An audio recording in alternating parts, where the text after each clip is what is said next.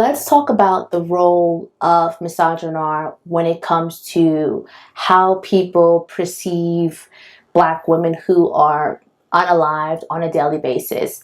Oftentimes we're met with questions and accusations from the Manosphere regarding Black women. Oh, what did she do? She must have done something, said something, breathed the wrong way. It's always our fault as a Black woman. We are just never allowed to be a victim when we are legitimate being victimized. The fact that oftentimes this is what the manosphere and just everyday men lean into, Black men specifically, when it concerns the unaliving of Black women, it just puts us in a place of where, because we're quote unquote aggressive and unruly, therefore we are not worthy of protection. And therefore, if something like us being unalive occurs, then we in some shape or form contributed to it or deserved it in a sense. In a time where there's all this discussion about women not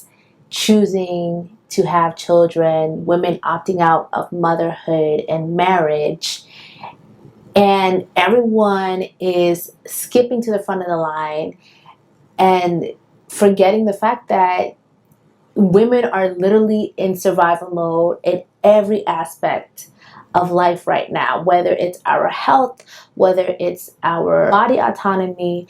And if, God forbid, we choose that we want to participate in the patriarchy by being coupled up in a relationship, because let's be honest, let's be for real, every woman that engages in a relationship with a man is participating in patriarchy, because they are taught that that is one of the rewards of being a man in the patriarchy, is having a woman.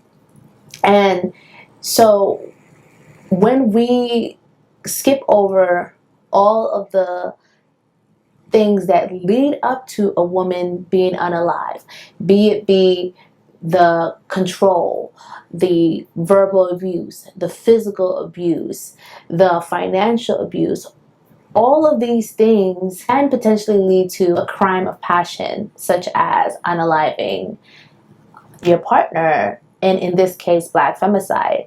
So if we're not targeting the men at a very young age to respect and honor their counterparts, we are going to continuously see this happen. And unfortunately, our young Black boys have so much access to this misogyny that it is scary how quickly they are getting involved in this mindset of the manosphere. A couple of weeks ago, I saw a video of a mom who was defending her son hitting a young girl only because she rejected him.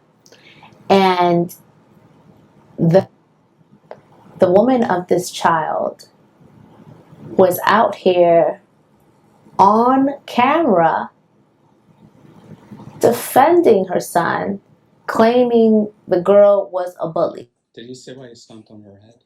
She's been a bully to him.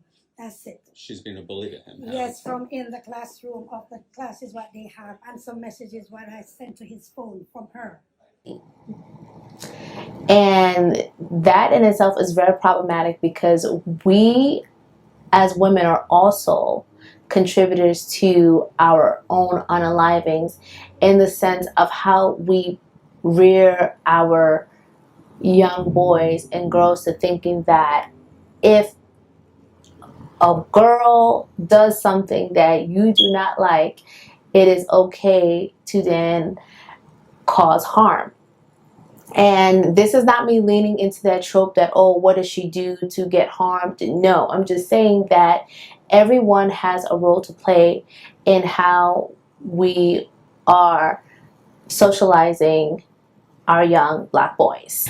The Black manosphere continuously spreads this misogyny that leads to unalivings of Black women. And I would say they've probably taken a more softer approach over the years, because we've had the moments where like they were just like completely outright disrespectful, degrading women and Black women in just the most vile way, until those accounts started to get as possible terrorist groups online.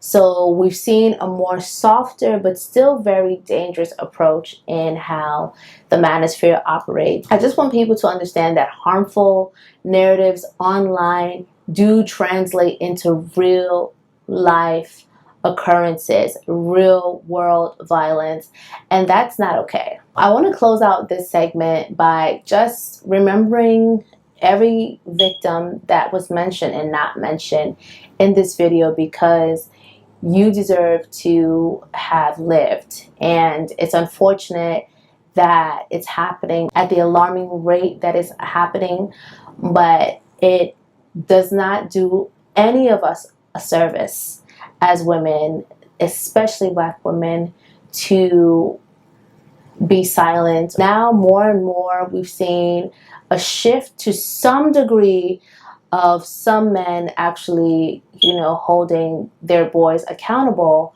for their terrible behavior. But it's not enough, because it's too many men to easily be able to say all men, all Black men. And the response online from most men, most Black men surrounding these unalivings of women, from the Ashley Janae's, to where they wanted to bring the fact that she was in an interracial relationship, to the woman who was unalived by her husband after filing for divorce. The responses that I've seen some men say, especially some very prominent men like Roland Martin, basically memorializing the perpetrators and the ones that actually caused harm and caused the unalivings of their wives. And that was disgusting to see, and that was also very disappointing to see, because if we can't rely on our leaders to hold the men of our community accountable, then we have really missed the mark. It is not the time to speak about mental health and mental health awareness on behalf of the person that did the unaliving, whilst the actual victim is being left out of the conversation, and that is not okay.